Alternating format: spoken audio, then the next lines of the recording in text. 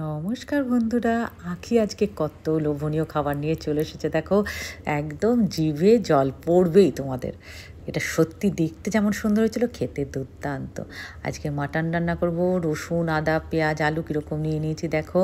আর mustard oil গরম করে তার মধ্যে গোটা গরম মশলা, শুকনো লঙ্কা ফোড়ন দিয়ে দিলাম। মশলার ফোড়ন যেন একদম পুড়ে না যায়, একটু নাড়াচাড়া করবে হালকা, একটু চিনিও দিয়ে দেবে, পুড়ে না যায়। তার মধ্যে পেঁয়াজ আর রসুনের কুচিটা দিয়ে ব্রাউন করে ভাজবো, ঠিক আছে। তার মধ্যেই দেখো এই হচ্ছে ল্যাম। থইয়া আজকেই নিয়ে চলে এসেছে বাজার থেকে, ওই জন্য আমি টক দই দিয়ে মাখিয়ে রাখিনি।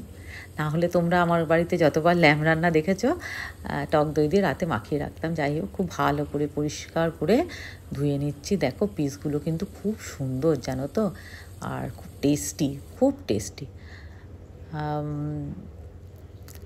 ভালো করে ধুয়ে নেবো। আর যেটা বলছিলাম, লাল লাল করে পেঁয়াজটা ভাজা করার ঠিক আগের মুহূর্তে আমি আদার গ্রেট করে দেবো। না হলে কি হবে বলো তো, আদাটা পুড়ে গেলে খেতে কিন্তু একদম ভালো লাগে না। ওই জন্য রসুনের সাথে আদা তোমরা দিওই না, যদি ভালো করে কষাবে মনে করবে। এই দেখো, এই টাইমে আমি আদাটা দিয়ে দিয়েছি, দেখেছো। একটু কষিয়ে টমেটো দিয়ে দেবো, তাহলে কিন্তু কোনো মতেই পোড়ার চান্স নেই আদার। এইবারে যে মশলা, তোমার নুন, হলুদ, লঙ্কার গুঁড়ো, জিরের গুঁড়ো, এই দিয়ে ভালো করে কষাচ্ছি। এইবারে দেখো কষানোটা কেমন তেল বেরিয়ে গেছে। তারপর আমি ল্যামগুলো দিয়ে দেবো সব এক এক করে। এই যে ল্যামটা আমি দিচ্ছি, একেতে মশলাটা খুব সুন্দর কষানো হয়ে গেছে। তারপরে এই ল্যামটায় আমি একটু ফুলাচ মতো করে ঢেকে দেবো। এর থেকে অনেকটা জল বেরোবে জানো তো। সেই জলটাও কিন্তু তোমরা মিডিয়াম আছে, ফুল আছে একটু দিয়েই, যখন দেখবে হালকা হালকা শুকিয়ে যাচ্ছে তার আগে মিডিয়াম আছে দিয়ে নেবে। নিয়ে কিন্তু এই যে জল বেরোচ্ছে, এই যে ল্যামটা, এটাকেও খুব সুন্দর করে অনেকক্ষণ ধরে কষাতে হবে, যাতে এর থেকেও তেল ছাড়বে একটা টাইমে। দেখছো তো, এই দেখো জল ছেড়েছে। এই জলটাকেও কষিয়ে কষিয়ে একদম শুকনো করে নেবো, দেখবে তেল ছেড়ে দেবে। ঠিক সেই টাইমে কিন্তু কষাটা কমপ্লিট হবে। আর নুন, হলুদ, যা যা মশলা দিলাম ঠিকঠাক মাপের দিও, তাহলে ভালো লাগবে আরও খেতে। আর আমি গরম জল ইউজ করব, কারণ আমি প্রেশার কুকারে সিটি দেবো। আর দেখবে আলুটা কিন্তু আমি সিটি দেবো না। এই যে ল্যামের যে মশলাটা দেখছো, এর কিছুটা পরিমাণ মশলা দিয়ে আলুটা কড়াইতেই সিদ্ধ করব, আর পুরো মশলাটা দিয়ে মাংসটা সিটি দেবো। এই দেখো একদম কষে গেছে, তেল বেরিয়েছে, দেখেছো কীরকম সুন্দর। এই হচ্ছে আসল কষা।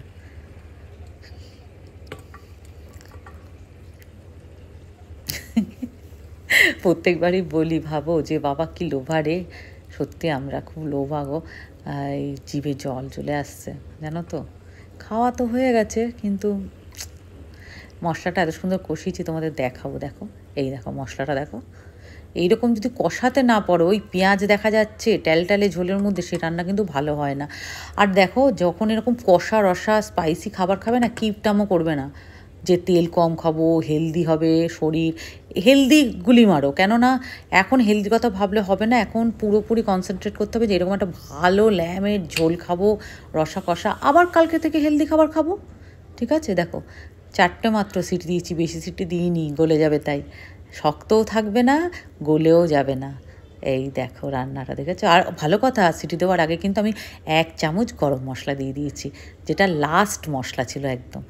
দিয়ে তুমি জানো না কি, তোমরা জানো না কি ফাটাফাটি রান্নাটা হয়েছিল।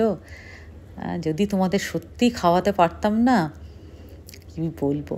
যাই হোক, তোমাদের দেখে যদি ভালো লেগে থাকে আমাকে কিন্তু কমেন্ট করো। আর দেখো আলুটাকে দেখো, এবার এ দিয়ে গেল মাংসটার, আলুটার মশলাটা দেখো।